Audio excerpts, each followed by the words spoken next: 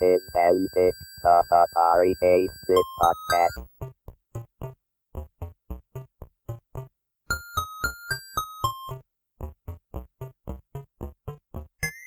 The feelies were really the copy protection. If you had a feelie, you were compelled, not really for copy protection purposes, but you're compelled to have it because it was cool. With the Atari, we had, thousands of colors, and we had, the rippling, shimmering effect, and we had all this other stuff. Now, most of it never got to an Infocom game, but it was cool. I'm Kevin Savitz, and this is an interview episode of Antic, the Atari 8-bit podcast. Dan Horn started as a programmer at Scott Adams Adventure International, where he programmed the Atari version of Treasure Quest. Then he moved to Infocom, where he was technical director, then became head of the microcomputing group. This interview took place on May 21st, 2015. In my mind, Infocom was this amazing, wonderful place filled with amazing, creative, talented, intelligent, wonderful people. You may not do anything to dissuade that out of my mind. That would just not be acceptable. Well, I would not debate that, honestly. When I look back over the years, and I talk about those jobs that you have that were amazing. The people were amazing, the company was amazing, the products amazing. I only have two, and it was Infocom and Turner Broadcasting when we were, creating CNN.com and getting it. It's the only time. And Infocom, I was not the guy in charge. I was in charge of the microgroup, but at Turner, I was the guy in charge of making it happen. And I really modeled most of what I did on what we did at Infocom. What I kind of learned in that process. So I would have to agree with you completely on that. So since I didn't know you were at Turner, that thing that came up recently about the Doomsday video for CNN, is that legit? I haven't seen anything about that. Which? Oh, they found in CNN's video clip database computer a clip that Turner wanted to run. It was like hold until confirmed end of the world, and it's a band playing a song. I think it's like Nearer My God to Thee, and that's it. It's just like this is the last thing that people are going to see when the world's going to end. I would not put it past Ted. I kind of sort of interacted with Ted fairly often, and I remember one time at a company meeting. Okay, we're talking about 500 people. He was up there talking, and I don't know if his meds wore off or not, but he was basically, he said, "Look, this is real simple. We've got a lot of competition. So if any of you guys can take out CBS, I'd give you $1 million." And he said, "Look, you take out NBC, CBS, and then Fox, and I'll give you like $5 million." And the thing is, with Ted, you never knew if he was deadly serious or not, but it was like with a straight face. And so we ended up cutting that clip into like all kinds of presentations. Whatever is like a challenge on a project or something. We pop Ted up saying, if you do this, I'll pay you to take out the competition. It's like, oh God. So I would not surprise me at all that he said that and had the video made. Working for Ted was very simple. He would hand you a $2 million budget. And he would say, "Go make a network. You've got 6 months, and if it doesn't work, you're fired." Wow. And fine. That most of us would have. We loved that because that gave us control of what we could do. Mm-hmm. It was bizarre working for him because talk about running hot and cold. I mean, you never knew. When you walked in the office, you never knew who was going to be there.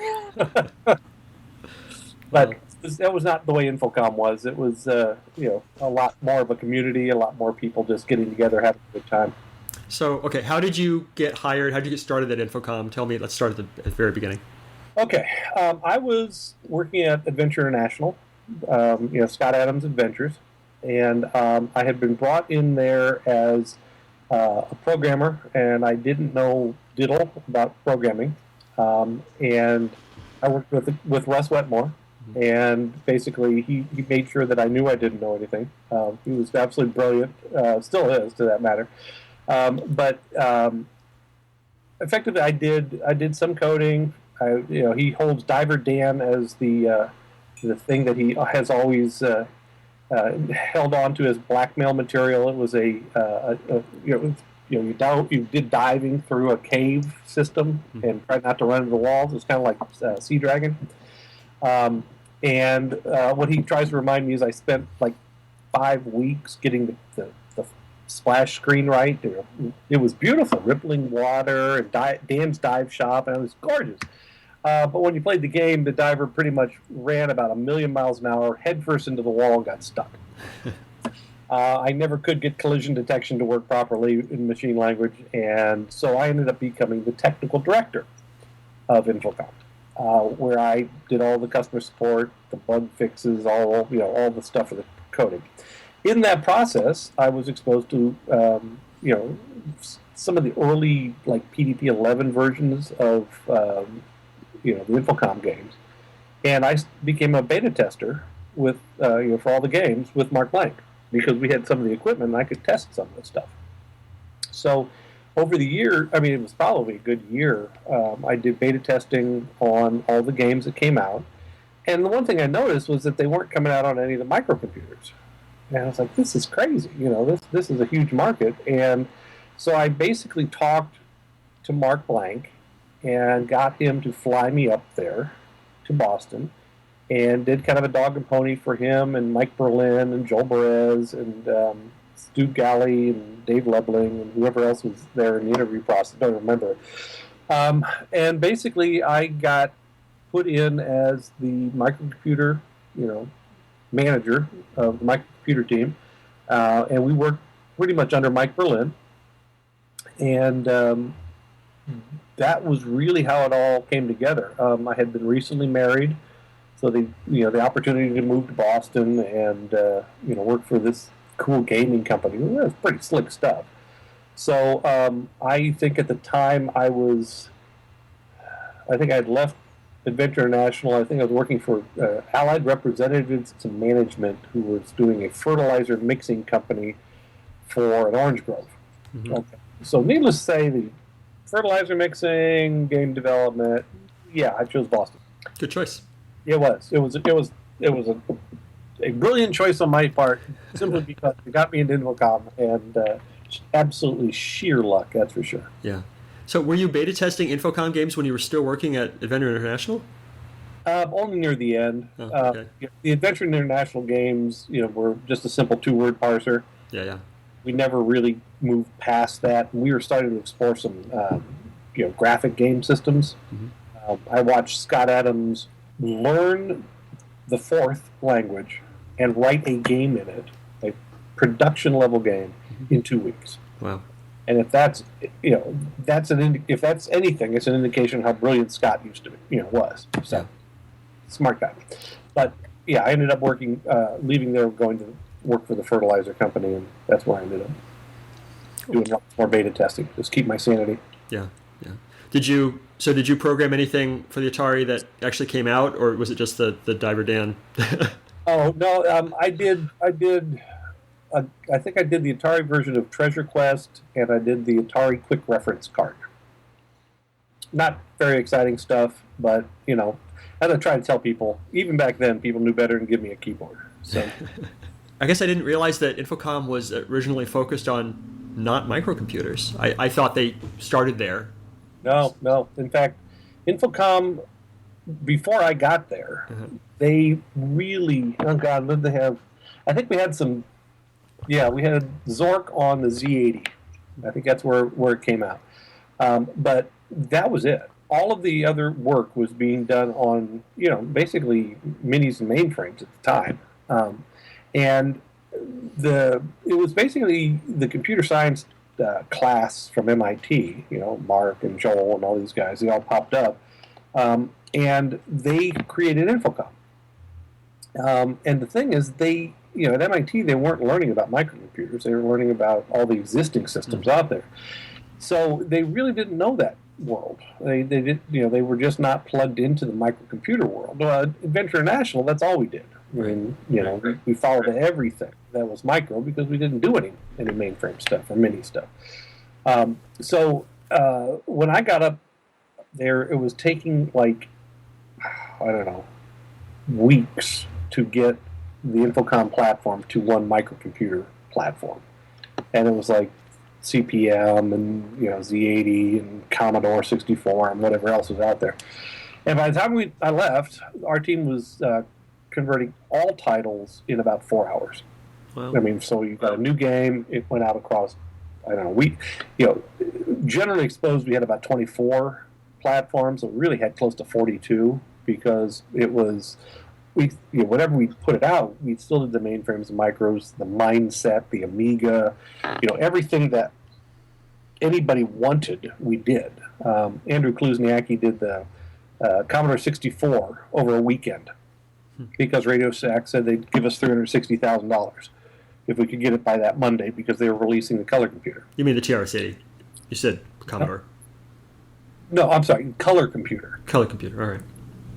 Yeah, and that was one of Radio Shack's products, and they brought it out, and Clues turned it around, and we basically, you know how the system works. We had the Z machine, the Z machine interpreter, right? Yeah. Right. And so what we were doing, we were writing the interpreters on all the microcomputers that sucked in the data, and we had to write all of our own, the Windows drivers, the keyboard drivers, mouse drivers, all those things were machine dependent. So anything that was machine dependent is what we did. Talk to me about some of the problems and concerns you had in creating different versions for different microcomputers, especially if you have any Atari-related memories or thoughts. That would be great. Well, we had the Atari ST, the 400, the 800. There was something before the ST, wasn't there? There was the 400, the 800, there was the XL series, then the XE series, and then the STs. Yeah. Basically, the Atari side of things was pretty normal. We had some issues because we wrote some of this in Pascal, and the interpreters were all really machine language, and occasionally we try to move them up to a higher level language just to make them easier. Mostly, we didn't have any real problems with the Atari systems for some reason. I think probably we had a real good relationship with Atari, and we were kind of tight with them because we were able to put out an awful lot of products for them very quickly. And then they had very good success with them. From the initial ones all the way up through the newest ones. We also did Fublitsky, on the system, and the idea was, a lot of us wanted Fublitsky on the 8-bit machines because we could have done an 8-bit version. But I remember Mike Dornbrook said, we don't want to do anything that's not perfect, so it's got to be 16-bit and on the ST and whatever it was. And that's kind of where it ended up, and it never really flew as well as it should have, but about that time we tried to come out with that database, and that pretty much hammered everything with the graphic side of things. Right. That was kind of the beginning of the end, the database cornerstone, right? Yeah, I mean, we had the games, and they migrated from basic text adventures to higher level parsers to more intelligent systems like Deadline. One of my favorite ones is you walk in a room and there's a guy and he walks out. Mm-hmm. If you walked in the room and hid around a corner, the guy would walk in and start fiddling with a safe, and if you walked around, then he'd run out. And then if you walked in, wait until he opened the safe, he'd grab the briefcase and run out and throw it in the lake. That was not part of the normal system. I mean, that took a lot more smarts on the interpreter and the development system, and that just kept progressing in small chunks with maps and other systems like that. And then we kind of reached that natural event horizon where we want to do graphics, and we were real good friends with all the people at Sierra Online and Activision, everybody else that was doing graphics. And one of the things we noticed about it was, back then a 16-bit display, on the Atari 800 or 8-bit on the Atari 800, 16-bit on the other ones. You couldn't show a letter on the floor. You couldn't show a lipstick next to a lamp. It was virtually impossible. Sierra tried it, and you ended up with the King's Quest series and things like that. And we didn't really want to go there. So we ended up spending literally 3 months, I think. And my team, Mike Berlin, Mark Blank, we played games. We played board games and card games and dice games and computer games and every kind of game we could get our hands on, just to really understand what made a game. What really made a game. And out of that came Fublitsky. It's actually a really, really good game. It took a long time for us, but I like to tell people that I had a job that I got to spend 3 solid months playing games. Out of that came 2 very interesting Infocom activities. One was the weekly Uno game, which, I don't know if you've ever experienced kind of combative Uno, but we took it to a whole new level. And then, because it was Boston, it was, you've got the normal 8-9 months of winter. We also got into diplomacy. And, I mean, there are more dead bodies around Infocom during the winter because of diplomacy than anything else. We had entire teams and divisions and people just hating each other because it's like, okay, you attack them, and then you wouldn't do it, and you back the other guy. And it was an amazing game. But, we played games because we wanted to understand what a good game was.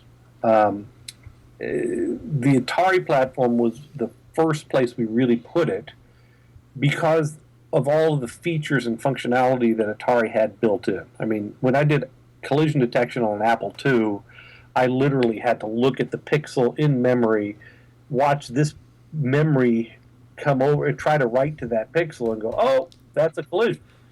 Well, at the Atari, it didn't do that. He said, this sprite ran into the sprite, and it set off a flag. And I had all these colors and all this sound and everything. And that made for a much more flexible and interesting environment of development. I still have a Fublitsky floating around here somewhere. Right. I think you told me when we were talking at VCF, you told me a story about copy protection. It was actually Invent International. We tried to do copy protection at Infocom, and it was at that point. Even at that point, back then, it was kind of a futile attempt because having worked at Adventure International, I knew what you could do and how you could break protection. And I mean, I literally had code that would install itself in the stack, execute in the stack. The last thing it did was erase itself from the stack. Okay, I mean this is stuff that's happening in milliseconds on boot, and that would check a sector that you couldn't write on an Atari, that you had to write on a TRS-80, but it would error out with this specific error on the Atari when you did it. And then 2 weeks later, Scott's brother would have he wrote an app that would crack the thing. So at Infocom, what we decided was that the feelies were really the copy protection. A lot of people did the book, look on page 29, word 17, that kind of thing. Yeah. But once PDFs came out, that was futile. But if you had a feelie, you were compelled, not really for copy protection purposes, but you were compelled to have it because it was cool. Yeah. I mean, the suspended mask. I mean, people loved the suspended mask. Everything that we had that was part of the game really enhanced that experience. And it also was kind of de facto copy protection when we made mention of it inside the game, where you turn the button over and look here and you could see something. That made a difference. Copy protection in general is, how do I put this gracefully? If you had games that were amazing or products that were amazing, you would never need copy protection. Okay? Yeah. I think Apple's kind of figured that out with the App Store, where you get the light version, and it's basically a fully blown app version of it, but maybe it doesn't save, or maybe there's a couple really cool features like Dropbox integration or something. But you get the whole app. Now, Adventure International, we played a few things that were a little interesting, where, when we discovered it was a copied disk, we would start throwing random bits into memory, and it would Sometimes degrade very gracefully. You could play it for a long time. Other times it didn't. You happened to hit a sore spot in the game, and it took the whole game out to a multicolored, the Atari bomb screen. But the copy protection thing was always a challenge because you had marketing versus game developers versus creative people, and we had a lot of all those at Infocom. So, I never really realized. I mean, the feelie thing is brilliant, and because I pirated a lot of software when I was a kid, but I owned several pieces of Infocom software because I wanted the stuff, and I still have my "Don't Panic" button that came with Hitchhikers and stuff. So that really was the actually it's funny. Let me see. If you want to see where Infocom started, where Deadline started, that's where they started. Murder Off Miami by Dennis Wheatley. Yep. And book here. If you look in here, so you've got there's picture, and let's see, where's one of the cool things here? Okay, so I just remembered this because I was showing it to somebody. That's a little packet of hair. Okay. That's a real little cigarette butt. Okay, and this was where it all started. You can ask Mark Blank about it. This is a little letter written in Chinese, and this is a murder mystery. And these feelies are important. They're vital to the game. Here's the Western Union telegram. All right, so this was a book that was a murder mystery sort of book. Yep, this is a piece of cloth with a little red dye on it. That's supposed to be the blood stain. This is where Deadline came from. Mark looked at this or read it or saw it somewhere, and the thing is, to make this game or make this idea required feelies. It required external, non-computer things that you could look at. Stop slamming on your desk. Sorry about that. But if you look right here on this picture, you can just barely see where the heels from the body were drug. Okay. You couldn't solve this book without those things. That's where we came up with the idea for Deadline. And Deadline was one of the first Infocom games that had feelies. And I'm not going to even pretend for a minute that I had anything to do with it. This was the Moretskis and Blanks and Berlins of the world, but the feelies are important. And on all the platforms, it was nice because the packaging was the same, the feelies were the same. About the only thing that changed was the disc. And we had disc formats from CPM down to Mac. The floppies. I don't think we ever did cassette tape at Infocom, but we certainly did it. No, we did. We did because I have an old Zork 1 TRS-80 that was on cassette. So yes, feelies is important. So was it difficult initially taking these things that were meant for big computers with relatively huge amounts of memory and squeezing it into 32K, 16K? Yes. The system was designed as an interpreter. So there was about between a 10 and 30K interpreter that ran on each of the machines, depending upon what kind of drivers we had to write. A lot of the machines, as they moved, progressed. Like I said, with the Atari, you could make specific calls to the Atari and Apple systems, and they did more natively.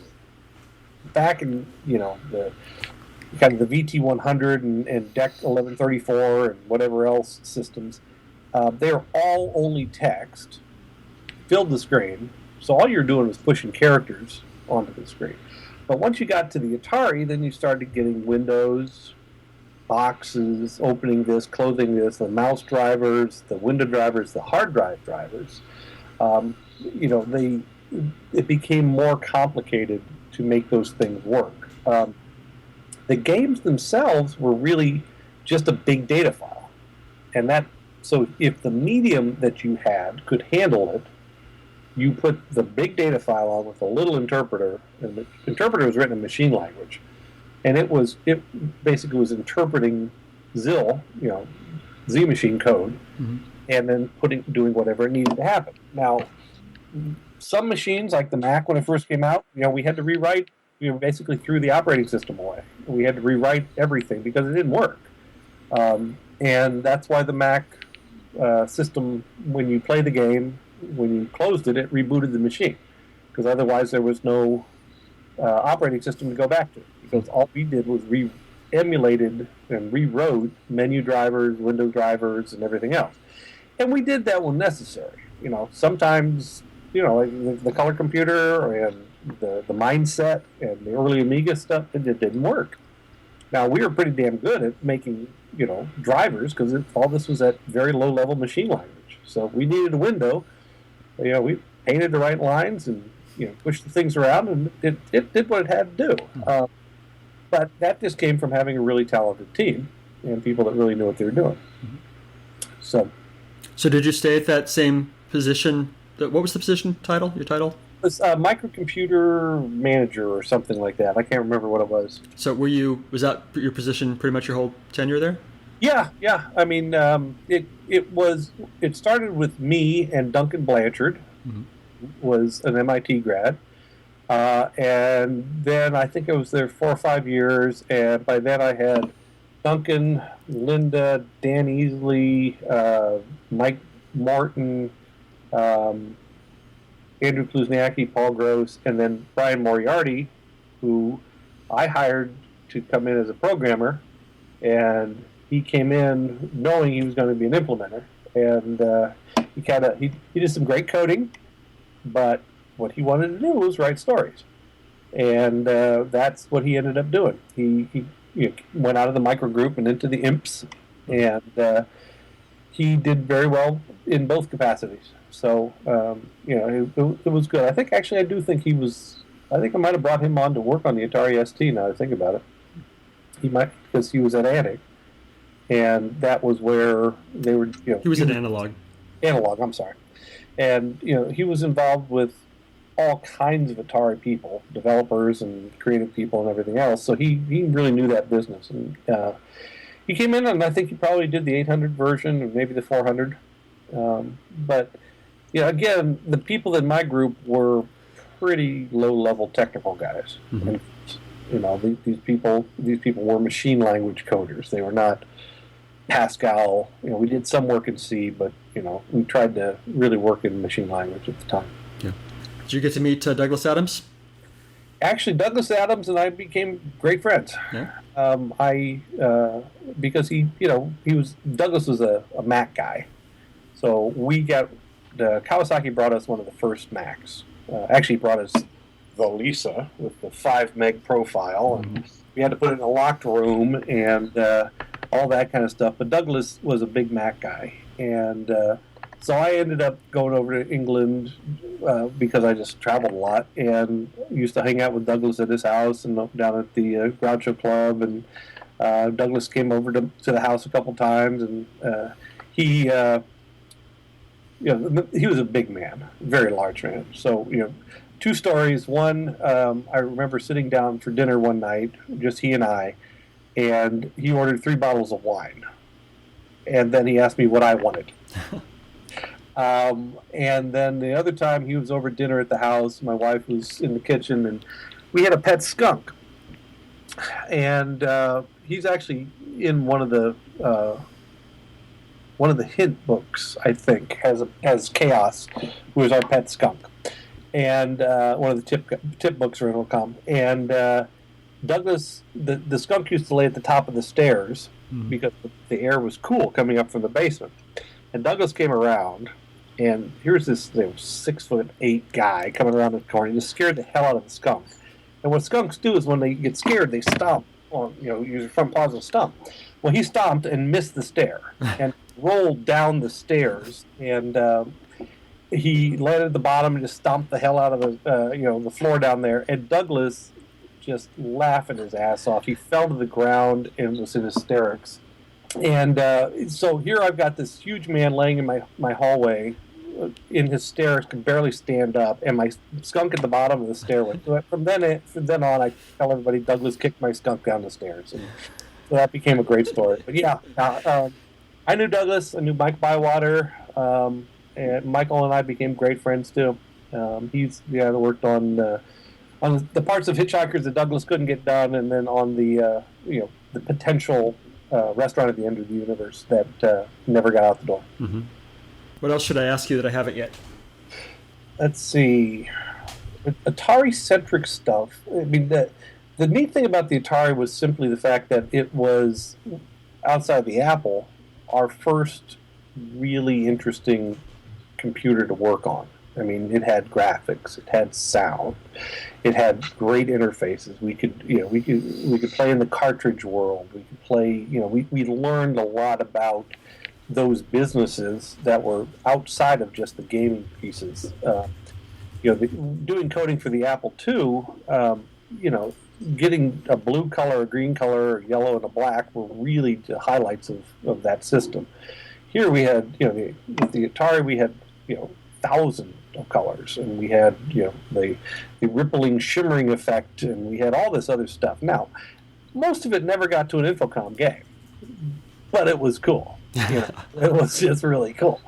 We got the mindset and the Amiga. Mike Morton was the author of the Bouncing Amiga Ball, one of the first early demos, and saw that, immediately hired him, and he's been working for Apple and Google and all the big players ever since. But the Atari really was kind of a game changer because it showed what you could potentially add to a game. Being a text-centric storytelling company, Infocom really was not positioned to do anything about that. Adventure International, Russ did Preppy, he did a bunch of the Atari games, and he really pushed the envelope on some of it. I mean, the audio on on Preppy. Mm-hmm. Yeah. He was a composer, and I am so tired of do do do do do do do do do. I've heard that my whole flippin' life. If you do get a chance to interview him, he did a game with an elephant that never hit the market. That was really cool. Again for the Atari, and Sea Dragon, obviously, and all of these things. Sure. But that's really what the Atari did for us. It opened up a world of possibilities that up until then were limited to a green screen. Mm-hmm. I mean, we just didn't think that you could do these things. And of course we ran into all the problems with learning how a new gaming system could be leveraged. The other day I downloaded the Unity engine. Mm-hmm. That basically open source, so you can create Half-Life and these amazing physics 3D systems. I look at that and go, my God, what the hell would I do with all this? I mean, it's just like all of this power, all of this stuff I can do. But then I think back, and that's exactly what happened when the Atari came out. It was, and the thing is, as the machine progressed, it only got better. And now we expect that. And about the only company that's kept up with that is Apple. And then companies that are doing these amazing 3D products, 3D engines. Mm-hmm.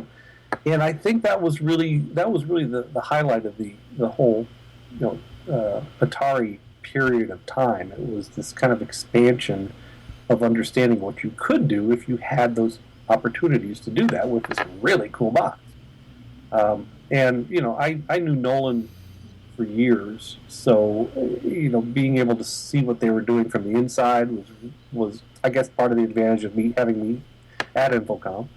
And I ended up working for Nolan a number of years later at Axelon, and it was funny because we would talk about it, and I think I turned you on to Anthony Jones. He and Graham Daubney basically ran Atari in the UK, mm-hmm. So I got to know Anthony, Graham over there, and then we all went to work for Axelon when I was out in California. So, very incestuous internal community in the Atari world to some degree. So, So how did your time at Infocom end? Basically, with with Al Vezza telling me that the company just didn't have the money anymore, and I mean, to a great degree, I like to think that I worked myself out of a job because I hired very smart, very talented people. And if you do that, you don't necessarily need a manager. You don't need somebody to run interference for you. Infocom was small enough that, from a corporate standpoint, I like to tell people when I work for Turner and other companies, I'm a big shit umbrella. Okay, I just keep the crap off people so they can get their job done. Well, if you have intelligent people and a smart company, you need me less because you just have people that can get the job done and they want to get it done. So I think to some degree early on it was what I could bring to bear, but after a while, you start hiring, Andrew Clues and Duncan Blanchard and Paul Gross and these guys. You don't need me, and I couldn't argue the fact I was not an imp, I was not a programmer, and that's what they needed at the time. So that's pretty much the way it came. And it worked out fine. I went to work for Macromedia, or Macromind out in California.